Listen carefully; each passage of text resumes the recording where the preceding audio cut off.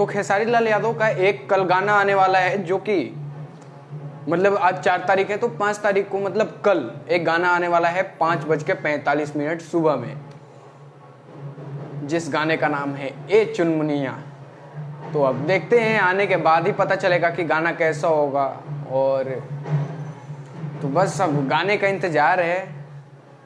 ये आसपास में ढोल वोल भी बजा रहे हैं, अब किस खुशी में पता नहीं, लेकिन अब हमें तो गाने का इंतजार है भैया कि गाना आ रहा है तो कैसा आ रहा है। लेकिन सबसे एक मेन बात ये है कि उसमें माही मनीषा ने फीचरिंग किया है। जो माही मनीषा डांसर हैं उन्होंने फीचरिंग किया है उसमें। तो बस देखने की बात है कि गाना कैसा है और क्या है।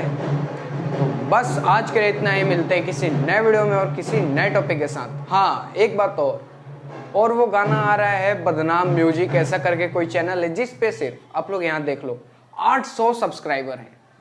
तो अब देखना है खेसारी भैया का धमाल कि कैसा धमाल मचाते हैं इतने छोटे चैनल पे लाके। बस इतना ही। जय हिंद, जय भारत।